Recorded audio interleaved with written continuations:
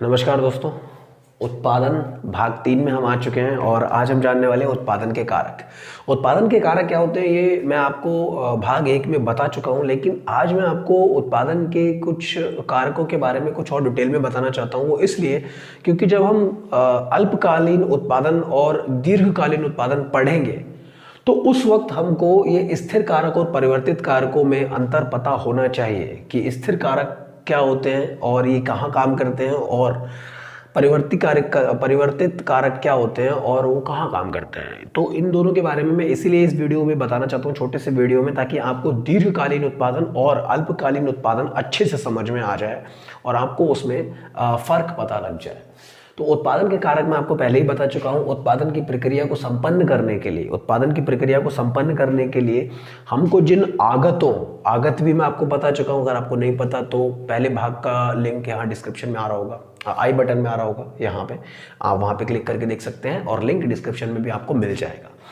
तो यहाँ पे आगतों की बात कर रहा हूँ। आगत क्या होता है? वो सारी चीज़ें जो हम उत्पादन के लिए लगाते हैं, ठीक है, निवेश करते हैं, उसे हम आगत बोलते हैं। उत्पादन की प्रक्रिया को संपन्न करने के लिए जिन आगतों या कारकों का प्रयोग किया जाता है उसको हम क्या बोलते हैं?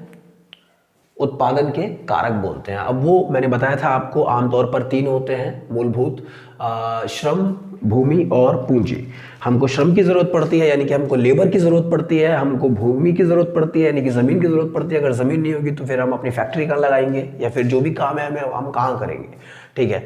और तीसरी चीज़ हम देखें पूंजी यानी कि हमारे पास पैसा नहीं होगा तो हम निवेश क्या करेंगे, ठीक है। तो पूंजी भी बहुत ज़रूरी है, ठीक है। तो यहाँ पे आप इस चीज़ को समझ चुके होंगे, पहले वीडियो में मैं समझा चुका हूँ।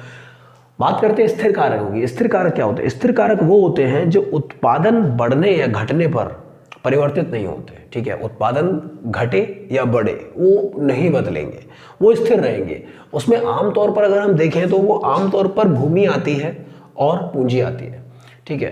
क्योंकि जब आप देखते हैं, आप भी किसी फैक्ट्री में गए होंगे या फिर आपने देखा होगा, आपके जानने वाले काम करते होंगे, ठीक है। तो आप देखते होंगे कि अगर अचानक से कंपनी में प्रोडक्शन बढ़ जाए, जैसे दिवाली के टाइम पे या कभी भी अचानक से कंपनी में आपकी अगर कंपनी जो है वो मिठाई बना रही है, ठीक है, आप देखते होंगे कि जो मिठाई की दुकानें हैं, अगर उनमें दिवाली के टाइम पे प्रोडक्शन बढ़ता है, जब उन्हें ज़्यादा मिठाई बनानी पड़ती है तो वो क्या करते हैं?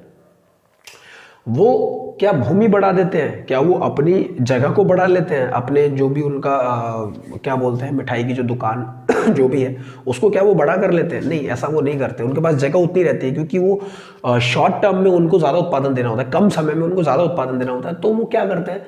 वो श्रम बढ़ा लेते हैं, वो मैन पावर बढ़ा लेते हैं, वो ज़्यादा बंदों को लगा लेते हैं, ज़्यादा हलवाइयों को लगा लेंगे, ज़्यादा काम करने वाले लड़कों को लगा लेंगे, ताकि कम से कम समय में ज़्यादा से ज़्यादा चीज़ें बना के दी जा सके, जिससे क्या होगा कि उनकी सेल बढ़ जाएगी। तो स्थिर कारक जो होते हैं वो वही होते हैं, हम कह सकते हैं भूमि और पूंजी।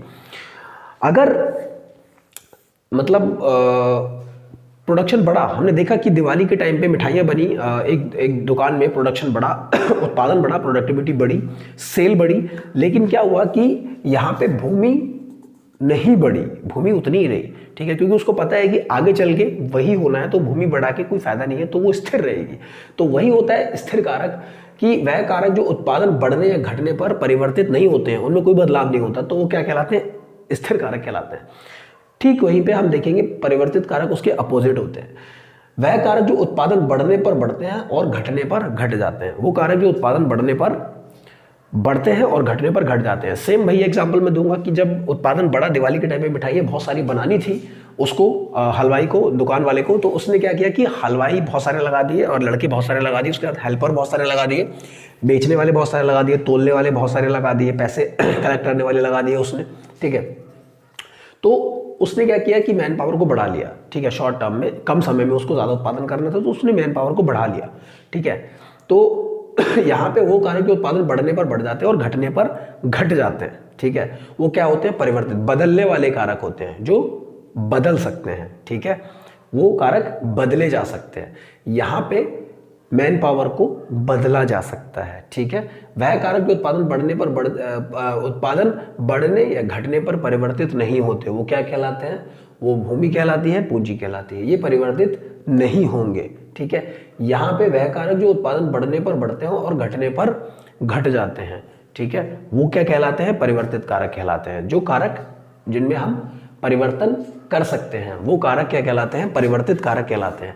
अभी मैंने आपको इसलिए बताया था ताकि जब मैं आपको अल्पकालीन और दीर्घकालीन पढ़ाऊं, दीर्घकाल और अल्पकाल में उत्पादन में आपको पढ़ाऊं तो आपको अच्छे से समझ में आ जाए। ठीक है, इतना ही था इस वीडियो में। अगली वीडियो उत्पादन भाग 4 हम लेके आपको बहुत जल्दी मिलते हैं। उत्पादन के कारक हमने आपको पढ़ा दिए। अब अल्पकाल में उत्पादन हम पढ़ेंगे, अल्पकालीन उत्पादन हम पढ़ेंगे भाग 4 में। मिलते हैं अगली वीडियो में बहुत जल्दी। Till then, good bye.